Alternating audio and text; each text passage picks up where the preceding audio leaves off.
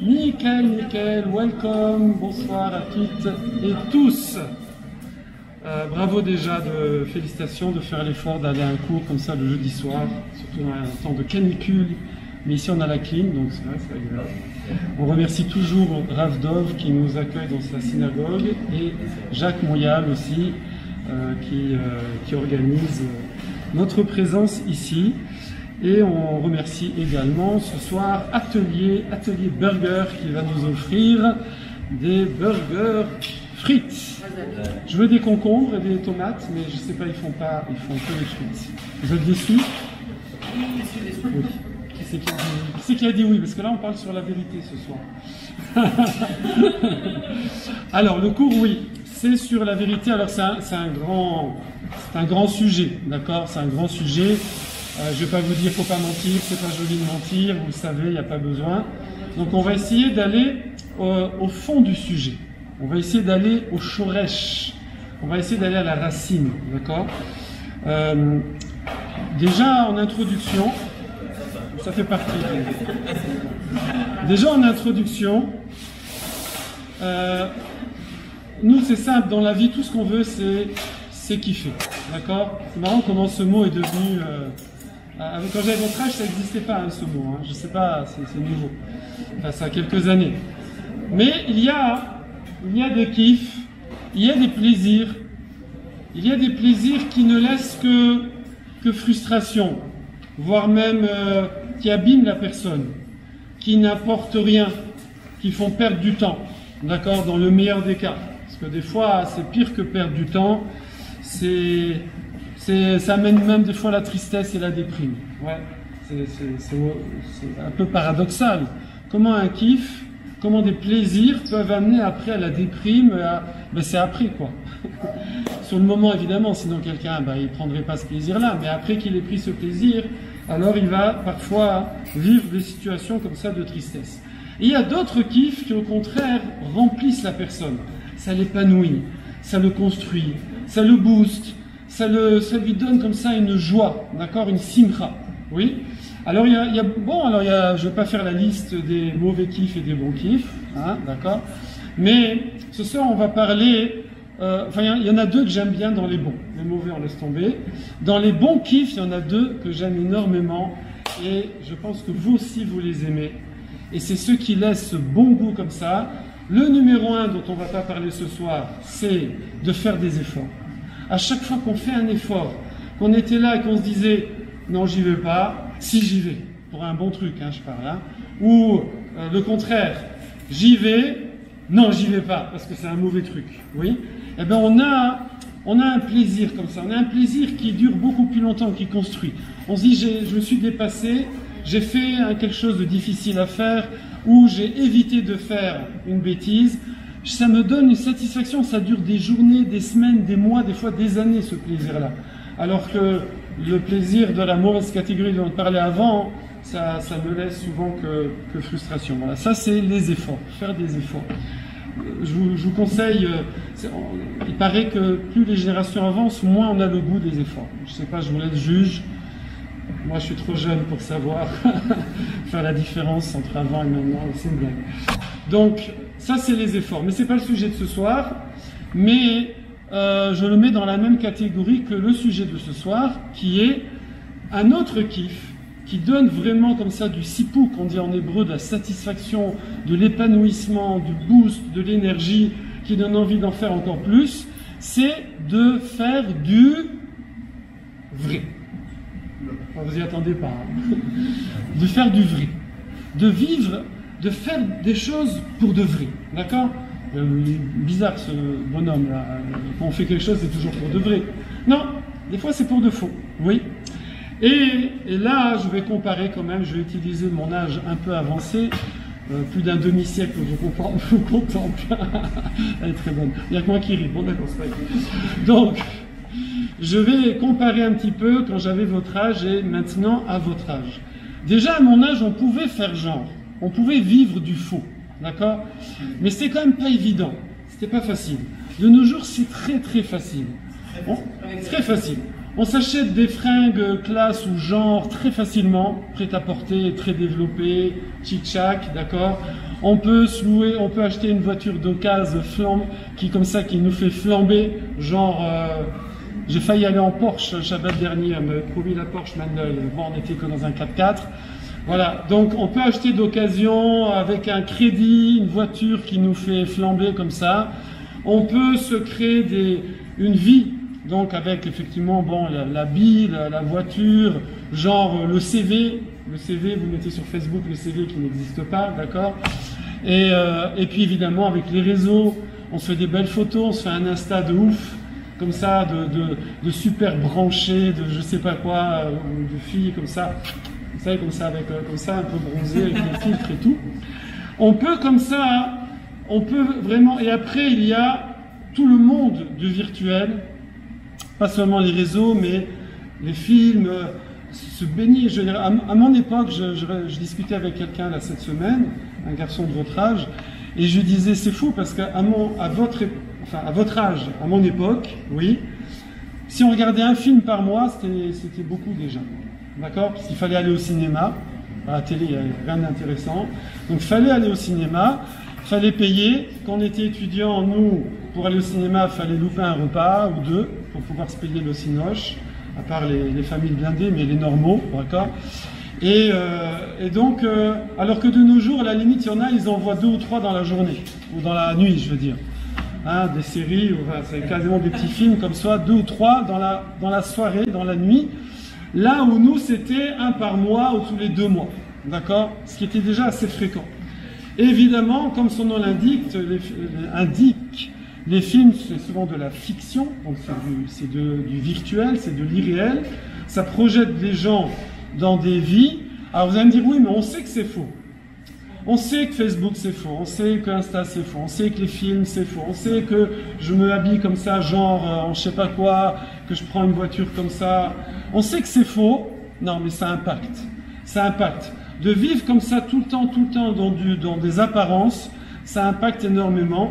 Et c'est pour ça que de nos jours c'est beaucoup plus difficile, comme on a dit tout à l'heure, de s'offrir ce kiff, de faire du vrai. D'être vrai dans sa vie, dans ses actes, dans ses paroles, dans ses pensées, essayer de faire du vrai. Voilà, ça c'était juste l'introduction. Maintenant, on va aller dans un peu la profondeur du sujet. Et les filles, elles adorent, on va faire un peu de Guémara. C'est Talmud, d'accord? J'adore les filles. Les garçons, je ne vous vois pas beaucoup venir au Beth Midrash, je vous invite régulièrement sur WhatsApp. Il y a un cours le matin, il y a un cours le soir, il y a un cours de Guémara. Ça va venir. Peut-être vous faites à d'autres endroits. Alors, on a ici, donc premièrement, pour faire du vrai, qu'est-ce qu'il faut? Pour faire du vrai, alors il faut se connaître. Il faut se connaître, il faut se reconnaître. Il faut déculpabiliser quelque part, ça serait un peu le résumé de ce qu'on va voir. Parce que si on culpabilise trop, alors on ne va pas accepter de se voir tel qu'on est. Et donc on ne pourra pas faire du vrai, et donc on va jouer un rôle. On va être seulement dans du fictif, d'accord? Et ça c'est expliqué dans une Gemara Sanhedrin, qui nous dit comme ça. Elle nous dit Kol hamachlif bediburo keilu oved avoda zara. Tout celui qui change ses paroles, ça veut dire il dit blanc, mais il pense noir, ou il dit blanc, mais il fait noir. Enfin, il fait noir, vous voyez ce que je veux dire, hein? Pas qu'il fait noir. Hein, voilà. Voilà, donc il n'est pas en accord avec ce qu'il dit, il n'est pas en accord entre ce qu'il pense, ce qu'il fait et ce qu'il dit, d'accord, ou ce qu'il projette comme image. Quand je mets une photo truquée sur Instagram, arrangée, j'ai rien dit, je fais une photo, j'ai rien dit, d'accord. Mais si, je parle avec la photo, et je suis en train de dire, voilà comment je suis, alors, comme ça, alors que je ne suis pas comme ça. Donc je suis en train de parler, mais je change. Rashi, il dit sur la Gemara là-bas, c'est quoi changer ses paroles? Il dit comme ça, il dit Meshane bedivro shelo yenika, pour pas que ça se voit. Donc il change la réalité, il change l'apparence des choses, il change son image d'une façon ou d'une autre, avec tous les exemples qu'on a donnés avant. Et la Gemara nous dit, donc on vient de citer, elle dit que ça, c'est comparé à de l'idolâtrie avoda zara. D'accord?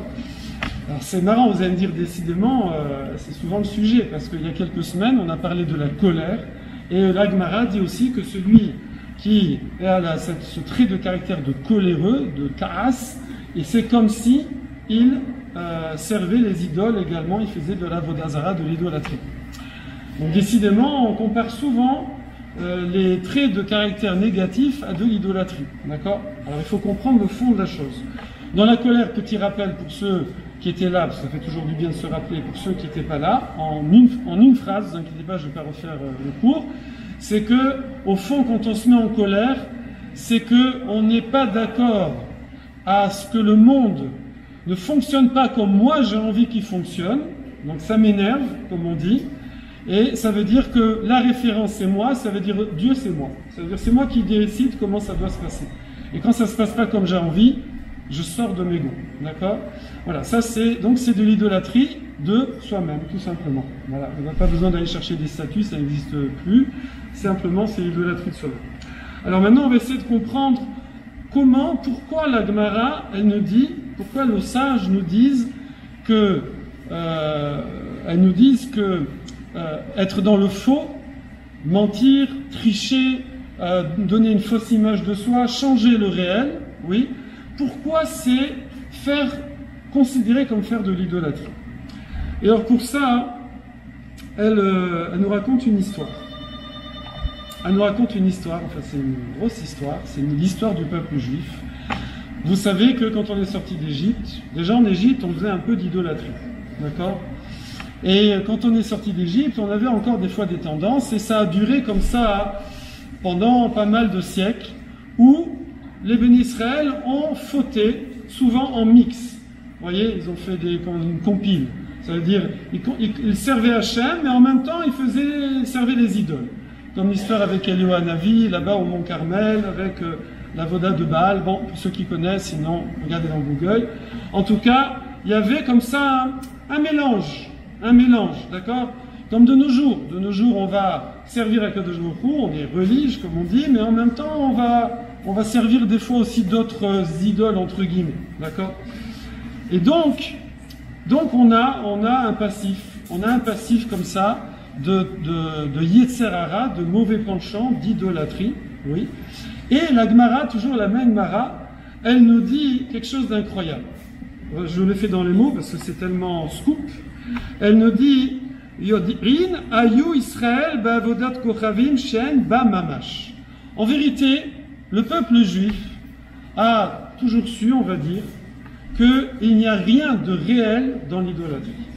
C'est-à-dire tous ces cultes des idoles, tous ces machins-là, c'est bidon, d'accord? C'est tménique, ça marche pas, d'accord? Alors vous allez me dire, ben alors si ils savaient que ça sert à rien, ça marche pas, c'est une illusion, c'est du virtuel, mais du virtuel qui mène nulle part, d'accord? Vous éteignez l'écran, il n'y a plus rien. Alors pourquoi ils le faisaient? Je ne comprends pas. Qu'est-ce qu'ils savaient? Normalement, si tu fais un truc comme ça, c'est que tu crois que ça marche. Oui. Si tu le fais, sinon tu le fais pas. Oui. Et là, Gemara, elle dit, alors pourquoi ils le faisaient? Et là, la tir laem arayot befaresia. Mais en fait, ils voulaient se permettre les mauvaises mœurs de façon publique. Incroyable. C'est-à-dire que, je répète, la Gemara nous dit que l'idolâtrie qui a été pratiquée pendant des siècles quand il y avait ce mauvais penchant, parce qu'Hachem l'a enlevé, hein, c'est pour ça que vous ne le sentez plus, parce qu'il n'y a plus. Quand vous passez devant une statue, vous ne sentez pas, comme ça, vous ne vous sentez pas happé, vous n'avez pas envie de jeter dessus, de l'embrasser, je ne sais pas quoi, de faire des trucs. Personne ne sent ça. Il y en a qui font genre comme ça, par habitude, ils répètent ce que, voilà. Mais il n'y a plus de vrai penchant, il n'y a plus de vrai Yetzer Hara. Mais à l'époque où ça existait, on a baigné là-dedans, on avait cette épreuve-là, ouais. Mais en vérité, on savait qu'il n'y avait rien de réel, c'était que du fictif, mais on a adhéré à ça, plus ou moins, sur les époques, les personnes, etc.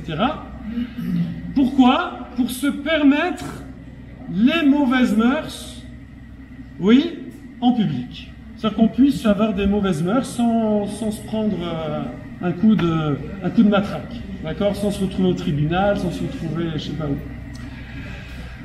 Et c'est très c'est pas facile à comprendre. On va essayer de comprendre un petit peu avec ce qui est marqué ici dans ce texte, mais il faudra encore réfléchir, parce que c'est pas évident à comprendre. Parce que, a priori, le calcul, il n'est pas bon. Je veux dire, voilà, ici on a deux avérotes. On a deux transgressions qui sont parmi les trois plus grandes transgressions. Il y en a trois. Il y a l'idolâtrie, il y a les mœurs, et il y a le crime. Voilà, c'est les trois, c'est le top 3. D'accord? C'est le top 3 dans les avérotes, dans les commandements divins.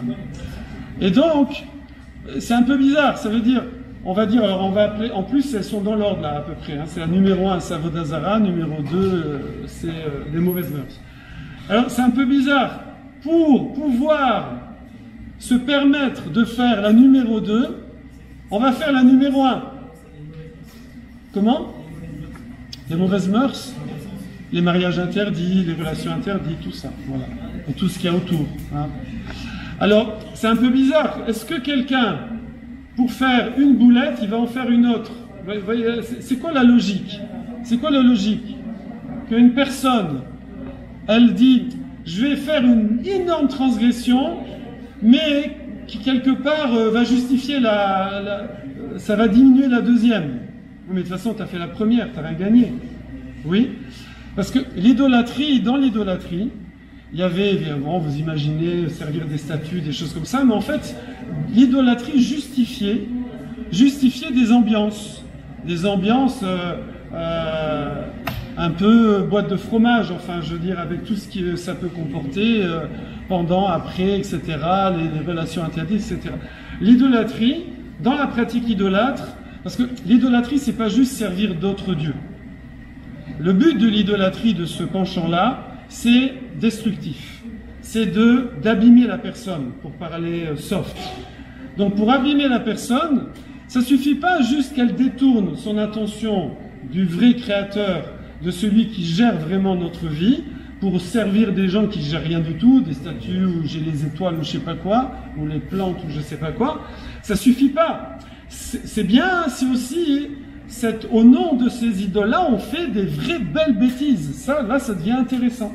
Donc c'est pour ça que toujours dans les idolâtries, il y avait des trucs, on va dire, dégradants, qui étaient légalisés, qui étaient même parfois portés au nu, ouais, sans faire de jeu de mots, oui, et pour servir cette idole. Je donne un exemple. L'exemple de la Avodah Zara la plus dégoûtante qui existait à l'époque, la Avodah Zara de Baal, oui, c'était qu'il fallait, sur l'idole, faire ses besoins, je m'excuse, hein, on n'est pas encore à table, mais il fallait faire ses besoins en bas de l'idole, d'accord? Et voir plus, oui. Il fallait, ça me paraît débile, ça paraît fou, oui. Mais les gens étaient pris dans ce délire-là, et ils allaient, vous allez me dire, des fois il y en a, vous allez, je sais pas, faites de la bière à certains endroits où les gens ils se roulent dedans, et ils sont sous et ils font leurs besoins, ils se roulent dedans. C'est un peu, ça ressemble un peu à ça, d'accord? Apparemment, si les gens le font et de façon massive, j'ai assisté à ça dans ma jeunesse, dans une certaine ville en Europe de l'Est, ouais, vous avez deviné où c'est. Je veux dire, j'ai assisté, hein, moi j'étais écœuré, j'ai pas bu la bière. Mais je veux dire, c'est bizarre de se mettre dans un état pareil, d'accord? Bon. On peut voir un peu aussi quand il y a des soi-disant manifs, c'est plus des manifs, oui, où tout est cassé sur le passage, où tout est, je veux dire, où est le... Ça c'est un Yetzara de destruction, c'est la destruction.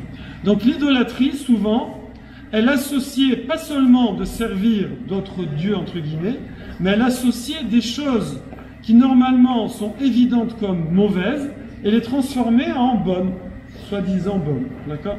Et donc c'est ce qu'on est en train de nous dire, que les Bnei Israël, à chaque fois qu'ils ont plongé là-dedans, si on peut dire, qu'ils ont fauté là-dedans, en vérité ils savaient que c'est gournicht, on dit en yiddish, c'est rien du tout. Ils savaient que c'est des bêtises, ça marche pas, l'idolâtrie, mais ce qui était intéressant, c'est qu'en faisant cette avéra-là, cette transgression, ça leur permettait d'avoir des mauvaises mœurs de façon légale. Oui? Ah, donc c'est clair? Donc, bon, mais on n'a pas répondu où est la logique du calcul? Parce que c'est interdit, c'est gravement interdit de faire de l'idolâtrie. Donc, qu'est-ce qu'ils ont gagné à faire Voilà. Et c'est ça qu'il faut essayer de comprendre. Alors vous allez me dire, bon, mais ça, il nous fait de l'histoire, là, on n'est plus là-dedans. Vous allez voir qu'on est là-dedans. C'est pour comprendre justement le fond des choses, pour après comprendre notre vie quotidienne à nous. Et ici, il explique, en fait, c'est quoi? C'est que, pourquoi ils ne faisaient pas directement les mauvaises mœurs? Au moins, ils ont au moins économisé une avéra. C'est bête. Au lieu d'en faire deux, n'en fais qu'une, fais direct les mauvaises mœurs. De toute façon, tu vas le faire. Et au moins, ne fais pas l'idolâtrie. Non, je fais l'idolâtrie, comme ça, je peux faire genre que les mauvaises mœurs, c'est permis, mais je sais au fond que c'est interdit aussi. Donc j'en fais deux au lieu d'une. Il n'y a pas de logique. Il n'y a pas de logique. Donc ça paraît fou, ça paraît débile, on ne comprend pas. Et pourtant, eh ben, c'est ce qu'on fait. C'est ce qu'on fait tous les jours. Je parle pour moi, hein, je veux dire. Vous allez voir, vous allez comprendre. En fait, si quelqu'un il vous appelle et il vous dit je suis perdu là, je suis perdu, j'ai pas de téléphone, j'ai pas de GPS. Bon, avec quoi il téléphone? Il a pris un Nokia de quelqu'un, vous savez le Nokia là, il n'y a pas de GPS. Il a pris le Nokia de quelqu'un dans la rue, il vous appelle et il vous dit je suis perdu, tu peux me dire comment aller à Trocadéro? D'accord? Quelle est la première question que vous allez lui poser? T'es où? Ouais, t'es où? Parce que sinon, si on ne sait pas où il est, on ne peut pas lui indiquer le chemin. Eh bien, ici, c'est le même principe. C'est que le Yetzer Hara, il sait que des fois, il y a des choses, il ne peut pas nous faire fauter directement. Il faut qu'il nous embrouille la tête, oui. Et en nous embrouillant la tête, on ne sait plus vraiment ce qu'on fait. Et donc, c'est comme ça on ne sait plus où on est. Donc, après, on n'est plus où on est, on ne peut plus aller dans la bonne direction. D'accord? Ici, c'est comme ça qu'il explique. C'est que les Bnei Israël, en vérité, le calcul paraît un peu bizarre. Ils essaient de se justifier en se disant, tiens, peut-être qu'il y a quelque chose d'intéressant dans cette idolâtrie. Mais au fond, le but, c'était d'arriver à faire les mauvaises mœurs. Mais une fois qu'ils commençaient à toucher à ça, à l'idolâtrie, ils finissaient par tomber dedans. Et donc, quand ils arrivaient à faire les mauvaises mœurs, ils avaient la conscience tranquille. Je ne sais pas si vous voyez où est le calcul. D'accord? Et nous, c'est un petit peu comme ça que, hélas, des fois, hein, ça va se passer. Ça veut dire, pour expliquer autrement, Rav Elchanan Wasserman Zatzal, un très très grand Rav qui est parti pendant la Deuxième Guerre mondiale de ce monde, et lui il pose une question dans 2 de ses livres, et il dit comment on peut demander à un adolescent de 13 ans, un petit garçon, ou à une petite fille de 12 ans, ils sont bar mitzvah et bat mitzvah, de croire en Hachem, de vouloir faire les mitzvot, de se détourner de toutes les bêtises du monde, de tous les faux, de tous ces faux penchants, ces faussetés.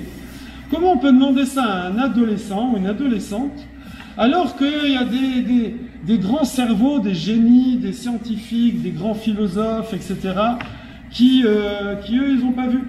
Ils n'ont pas reconnu Hachem, ils n'ont pas reconnu la véracité, ils n'ont pas choisi le bon chemin.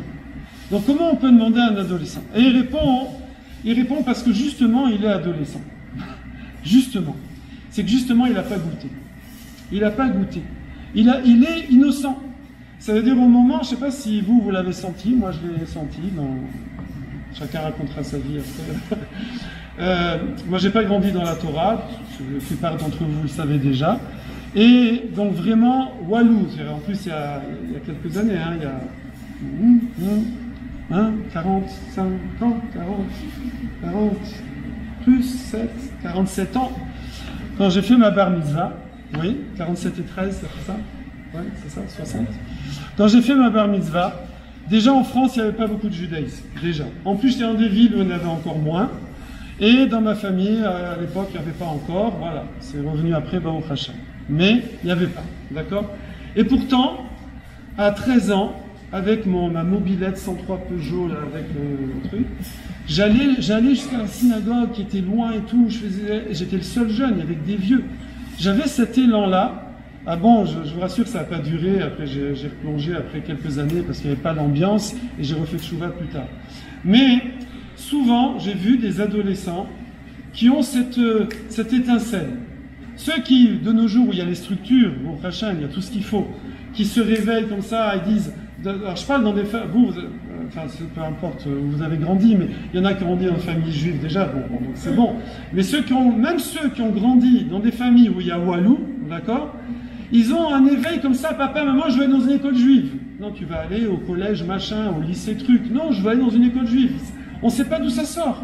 Même des fois, il n'y a pas ni cousin, ni oncle, ni rien. Je ne sais pas, c'est un éveil comme ça, à l'adolescence, oui. Et ça, on le voit très souvent. Et souvent, d'ailleurs, ceux qui ont les structures et qui réussissent effectivement à aller dans une école juive après, etc., ben hop, ils rentrent dans le train et ils vont continuer à voyager dans le train jusqu'à 120 ans, d'accord? Mais ceux qui n'ont pas eu les structures, des fois, ben, ça retombe, oui. Comment on explique ça? Ben justement, c'est ainsi. C'est que quand, à l'adolescence, il y a ce Yetzera Tov, cet élan spirituel, ce boost spirituel naturel qu'Hachem il a mis à cet âge-là, eh bien, l'enfant, il s'éveille à la spiritualité, et à ce moment-là, s'il trouve le bon créneau, ben, il en profite et il s'épanouit, etc. S'il ne le trouve pas, alors il va se faire petit à petit entamer par toutes ces choses fausses. Toutes ces choses fausses qui nous agressent, qui continuent de nous agresser après, d'accord? Et qui font que, eh ben, après ça retombe. Et donc c'est comme ça qu'il explique Rav Wasserman. Il dit, comment on peut demander à un adolescent de voir la vérité là où des vieux de 50 ans, 60 ans, 70 ans, ils ne voient pas, d'accord? Alors que normalement, l'expérience, l'intelligence, ils ont fait des études, ils ont fait, je sais pas. Comment ça se fait? Comment un adolescent, il va voir ce qu'un vieux scientifique, il ne voit pas? Comment c'est possible? Simplement parce qu'il y a ce qu'on appelle en hébreu le shochad. Le shochad, ça veut dire le pot de vin. Le pot de vin, c'est pas un billet de banque. C'est le pot de vin de toutes ces choses fausses qu'il y a dans le monde qui détournent la personne de la vérité. Et ça, eh ben, alors, tout le monde a peut-être connu des garçons ou des filles qui ont grandi dans des familles où tout était déjà bien posé. Et puis un voyage, on part faire des études à l'étranger, un stage, je sais pas quoi, on sort de la protection culturelle, familiale, cultuelle, et puis zbing, d'accord? Zbing, j'ai des exemples comme ça, moi, j'ai rencontré des exemples énormes, de gens qui étaient à un très haut niveau et qui, comme ça, à l'âge étudiant, sont partis à un endroit et ont chuté complètement. Alors ici, quel rapport avec ce qu'on a dit au début? C'est que, en fait, une personne, comment ça va fonctionner?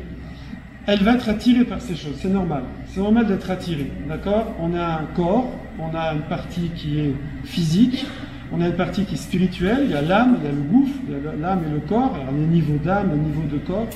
Et donc, forcément, toutes ces attractions, elles se font au niveau bas, d'accord? Au niveau bas de la personne, je parle. Et donc, ces attractions-là, elles vont petit à petit pousser la personne à conceptualiser. Conceptualiser, ça veut dire, comme on voit dans l'histoire de la Gemara où on avait du mal à comprendre, on se disait mais ils sont fous quoi, ils font idolâtrie, enfin où est le calcul là-dedans? Eh bien en fait nous, c'est comme ça que l'Yetzera il fonctionne. Il fait conceptualiser pour essayer de faire en sorte que quelque chose qui était peut-être évident, simplement par l'innocence de la jeunesse, eh bien ça devient bien, d'accord? Ça devient même conseillé, je sais pas, c'est bon pour la santé, je sais pas quoi, c'est bon pour ceci, je sais pas, il faut le faire, d'accord? Des trucs, alors je donne pas d'exemple, hein, j'évite toute ressemblance à des choses vécues, voilà. Donc la personne, elle va conceptualiser, et une fois qu'elle est prise dans les filets comme ça, de telle ou telle addiction, de telle chose, qu'elle est prise dans ce faux, dans ce qui est faux, elle a énormément de mal ensuite à voir la réalité. Et le but de ça, c'est que la personne, elle en arrive à faire les choses de façon tranquille, d'accord? Parce que sinon, ça va pas. Alors comment on peut essayer? Alors ça va se traduire par quoi? Ça va se traduire par non, non, je sais, non mais pour moi c'est différent, d'accord? Ou non, je sais, mais de toute façon tout le monde le fait, d'accord? Donc c'est pareil, c'est bien ça aussi. Hein, je sais, là, il faut normalement non, mais bon, tout le monde le fait, je veux dire. Voilà. Non, mais maintenant c'est comme ça. Oui, maintenant c'est comme ça, je veux dire, on n'est plus au niveau, voilà, etc. Ça peut même devenir, comme je disais, une mitzvah entre guillemets. Il faut faire ça. Il faut faire ça. Ça devient, là c'est carrément la réforme, si vous voulez, on conceptualise beaucoup. Alors, non, il y a aussi, bon, Hachem il comprend. Moi je dis ça, mais je fais pareil, hein, on fait tous pareil. Hein, je ne suis pas en train de parler à vous. C'est le principe de base. Pourquoi c'est comme ça? Parce qu'Hachem il a mis dans la nature quelque chose de magnifique, que Ravelbeu il décrit en termes techniques, Chazakat Kashrut, une présomption d'être caché. En plus simple, c'est que toute personne, de façon naturelle, oui, je trouve ça dans les mots, là, c'est très joli comment il le dit, toute personne, de façon naturelle, Rotse liot benachat inatzmo. Chacun, il veut être bien avec lui. Il veut être en paix avec lui. Sheyargish sheu ish tov. Il veut sentir qu'il est une personne bonne. Et chaque personne, dans la nature, heureusement qu'il y a ça, chacun, il pense, il veut se sentir quelqu'un de bien. D'accord? Il y a, dans la mafia, dans les plus grandes fripouilles et tout, il y a des codes. Ils vont à l'église le dimanche, il faut faire comme s'il y a des règles. C'est pas genre, allez, on tue, on taxe les gens, on fait, etc. Il n'y a pas de loi. Non, non. Attention, il y a des règles d'honneur, il y a un code d'honneur, il y a des trucs à respecter, il y a des machins. On est très religieux même des fois dans leur religion. C'est comme ça. C'est la mafia. Ça vole, ça tue, ça persécute les gens, ça les rançonne. Ah non, non, non, monsieur, pas du tout. Pas du tout, non, non, je veux dire, on est des gens avec une éthique. On a une éthique, l'éthique de la mafia, d'accord? Il y a un livre que je vous conseille, j'en ai déjà parlé, qui est écrit par un psychologue américain qui s'appelle Dale Carnegie. Carnegie, Dale. Il a écrit un livre, bon, ils ont fait un titre qui n'est pas génial, le titre, c'est Comment se faire des amis. Tapez dans Google. Comment se faire des amis, 7,50 €, édition de poche. Mais c'est pas bon, ça peut servir pour se faire des amis, mais le livre ne parle pas de ça, mais c'était plus vendeur, c'est tout. Mais dans ce livre, il décrit, pendant tout le livre, il décrit ce phénomène-là. Pendant tout le livre, il est allé à un moment dans des prisons aux États-Unis où il y a les plus grands criminels du monde. J'ai déjà cité ça pour ceux qui viennent souvent au cours. Et quand il est arrivé chez le directeur de la prison, il lui a dit « Vous ne verrez ici que des moutons, que des innocents qui ne feraient pas de mal à une mouche. Allez parler avec eux, vous allez voir. » Pourquoi? Parce que quelqu'un, il peut pas dire « Je suis un ripou, je suis une crapule, je suis infect, il peut pas, c'est pas. Donc il faut conceptualiser. Il faut conceptualiser. J'ai entendu une fois une interview dans une cité de voleurs, un gang de jeunes voyous qui volaient, qui faisaient des cambriolages. Et quand on les a interviewés, ils ont dit « Nous, on rend service aux gens. On rend service aux gens. » Parce que, alors à l'époque, ça date, hein, je l'ai vu il y a très longtemps, cette interview, mais ça m'a marqué. On vole une télé cathodique, là, vous savez pas c'est quoi, hein? C'est un truc comme ça avec un gros bloc cathodique, oui. On vole ça, mais les gens à qui on le vole, avec l'assurance, ils se payent un écran plat. D'ailleurs, on leur rend service. Vous voyez, avec les assurances, ils gagnent finalement. Voilà. Parce qu'on ne peut pas, d'accord? Ou alors, on va dire, comment on dit en français? On dit quand on veut tuer son chien. Vous connaissez l'expression? Qui connaît? Hein? On dit qu'il est aveugle. C'est comme ça une expression. Tapez dans Google. Quand on veut tuer son chien, on dit qu'il est aveugle. Quand on veut, Chazé Shalom, je ne sais pas si vous avez cet exemple-là, Chazé Shalom divorcé, les gens, nous, on dit elle est folle, on dit il est fou. Quand j'entends des jeunes, hélas, qui des fois me parlent de ces sujets-là, et ils disent il est fou. Ah oui, vous êtes mariés depuis combien de temps? Depuis 5 ans. Vous avez combien d'enfants? 3. Et depuis quand vous avez vu qu'il est fou? Il y a quelques mois. Donc il est fou. Pourquoi? Parce que, en fait, qu'est-ce qui a changé? C'est que Bon, c'est qu'il y a une interférence, la personne veut voir ailleurs, donc il est fou. Il est fou, elle est forte. D'accord. Donc on va... Il y a comme ça chez l'être humain, heureusement, parce que sinon ce serait... Déjà, c'est pas toujours clean, mais alors, c'est vraiment le gros balagan. Il y a toujours, merci beaucoup Kevin, il y a toujours un justificatif. En hébreu, ça s'appelle une shita. Une shita, c'est un concept. On shitatise, on dit comme ça. On fait un mélange l'hébreu et le français. On va toujours shitatiser. Alors maintenant, c'est bien beau de faire ce constat, mais comment parer à ça? Comment parer à ça? Alors, et je vais finir avec ça, hein, tenez bon. Ça va arriver, ça va arriver. Comment parer à cela? Bon, il y a plein de systèmes. Il y a plein de systèmes. Mais il y a un système de fond qui va être, et il le dit ici, c'est très intéressant, il dit, il faut travailler en deux phases. En première phase, vous faites comme si c'était pas vous. Et vous faites de la théorie. C'est-à-dire l'étude, vous lisez des bouquins, vous écoutez des cours, vous réfléchissez, comme si c'était une autre personne. D'accord?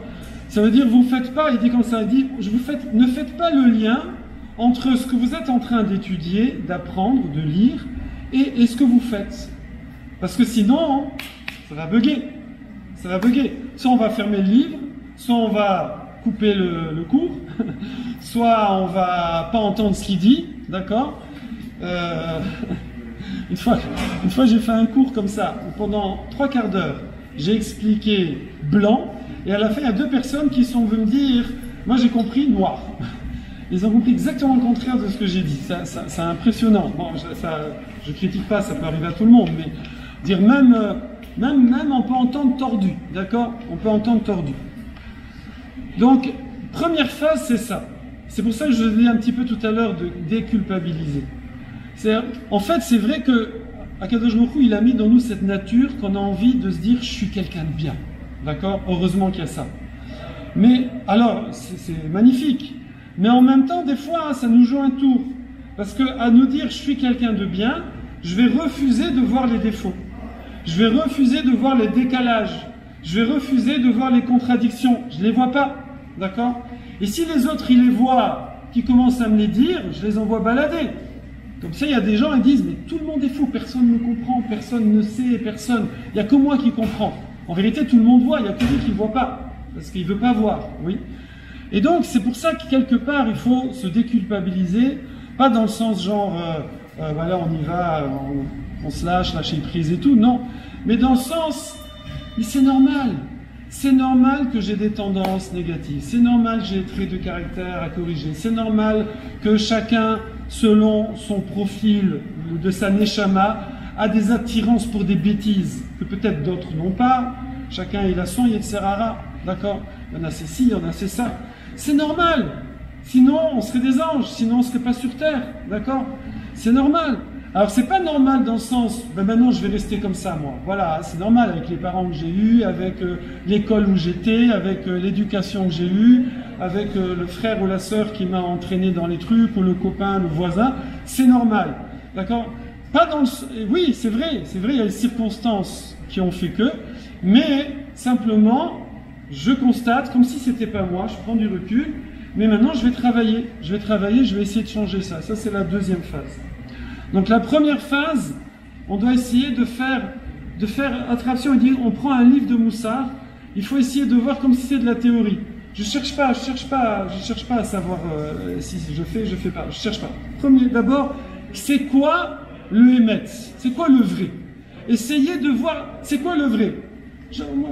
Pour l'instant, je cherche pas est-ce que je vais le faire ou pas. C'est quoi le vrai? Après, effectivement, il y a des phases. Après, on prend conseil. Après, on va aller petit à petit. Il y a des fois des hauts, des fois des bas. Des fois, on perd la guerre. Non, on perd la bataille, mais on perd pas la guerre. Et on se remet au travail. Ça, voilà, ça, c'est la deuxième phase. Mais dans la première phase, et souvent, nous, on mélange les deux. On mélange les deux, du coup, on se couvre les yeux, on voit pas la réalité, on voit pas comment on est, on joue un jeu, on joue le clean et le propre, et donc du coup, ben, on peut pas arranger les choses, on peut pas s'améliorer.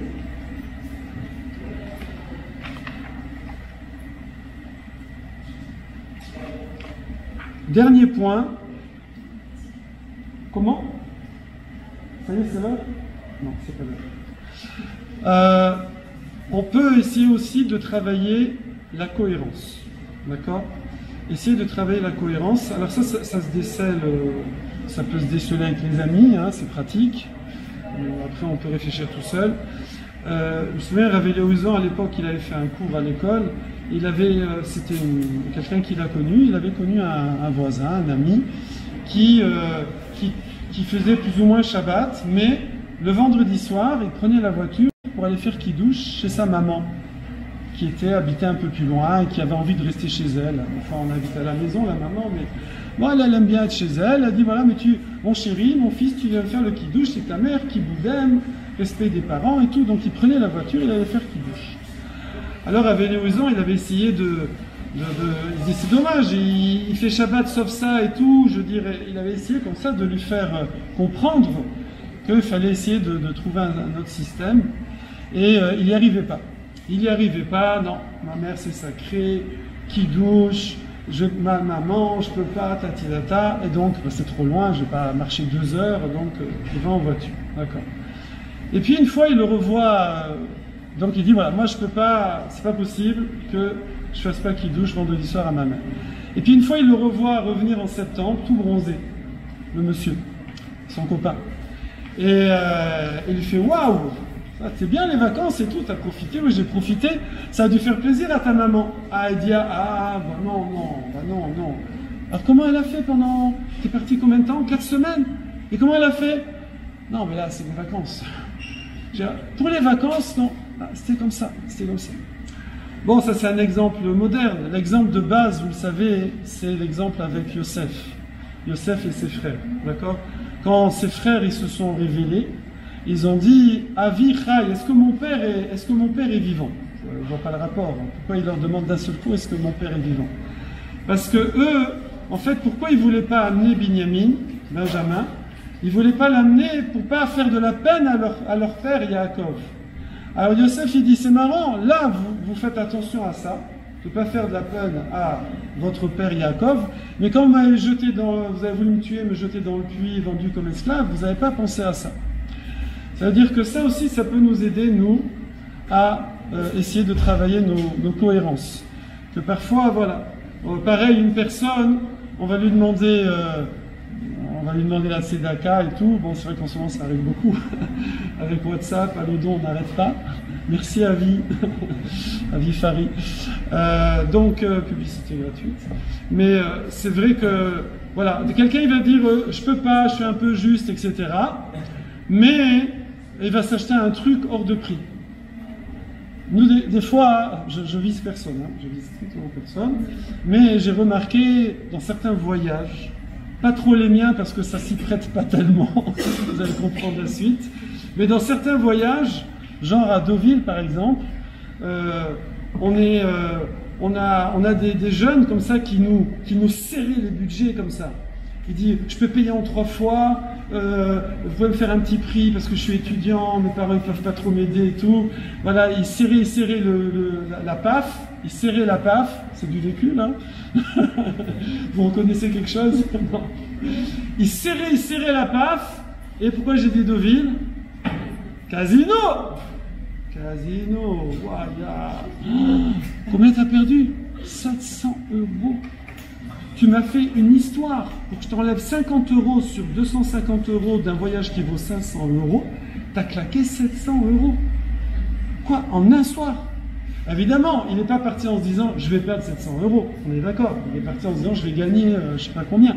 Mais alors vous allez me dire bon, il s'est fait avoir une fois. Ben non, vous savez comment ça se passe. Le deuxième soir, il y retourne, il rebelote, et ainsi de suite. Voilà. Donc ça c'est rechercher la cohérence. On peut retrouver aussi la cohérence entre parents-enfants. Même si vous n'êtes pas encore marié, vous pouvez le faire en théorie. Je vous explique. Des fois, si vous demandez qu'est-ce que je dois faire, eh bien, vous vous dites, tiens, si mon fils ou ma fille me demandait ce que je dois faire, qu'est-ce que je lui dirais? Ah, vous allez voir, ça c'est magique. C'est magique. Vous avez sûr, essayez. Mais en général, on ne veut pas le faire parce qu'on sait ce qu'on va répondre et on ne veut pas répondre ça. D'accord? Voilà. Voilà, donc, voilà ce que je voulais partager avec vous. Je résume un petit peu. Il n'y a pas à manger ce soir. Hein. Il y a du sushi. Il y a du sushi. 4 assiettes de sushi pour 50 personnes, ça va être cool. Alors, on va laisser les filles d'abord aller au buffet. Voilà, donc, ici, c'est pas facile de... C'est pas facile. Alors, il y a une chose dont j'ai pas parlé. C'est d'abord, bon, vous avez compris que c'est sûr que dans la vie, on a tout à gagner à essayer d'être le plus vrai possible. C'est pas pour nous embêter que la Kadosh-Baruch Hu nous demande d'être vrai, que la Torah nous demande d'être vrai, évidemment. On le sait, d'accord? Tout ce que la Torah demande, c'est pour nous, oui. Mais il y a une source quand même. Il y a une source. C'est marqué que dans toujours la Gemara Sanhedrin, c'est marqué Chotmo shel Kadosh-Baruch Hu emet. Que le sceau, vous savez, hein, le sceau, c'est la signature du roi. Avec quoi le roi il gère un pays? Avec quoi? Ah, quand je vois Laura et Yael se lever, c'est bon. Avec quoi le roi il gère son pays, il prend les décisions, les décrets? C'est avec le sceau, c'est sa signature. Et le sceau d'Akadosh Baruch Hu, il est Emet. C'est-à-dire qu'Hachem gère ce monde-là, Emet 100%. D'accord? Alors, et c'est de là que ça vient. Vous savez que nous avons une mitzvah générale d'aller, c'est marqué, Valarta bidrachav, tu iras dans ses chemins, dans ses voies. De la même façon qu'Hachem gère le monde al pi emet, avec la vérité, nous aussi on doit essayer de gérer notre monde petit à petit avec la vérité. Voilà. Donc, voilà, résumer un petit peu l'idée à retenir, c'est que on a beaucoup de mal à se connaître soi-même. Et c'est le travail principal qu'il faut faire. C'est le travail principal qu'il faut faire.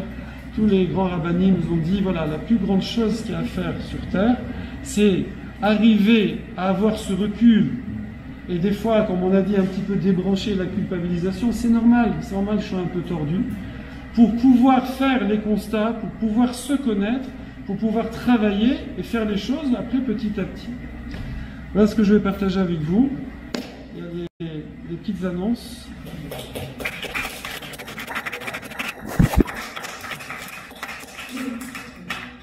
Merci Marc pour ce show. Alors comme d'habitude les petites annonces.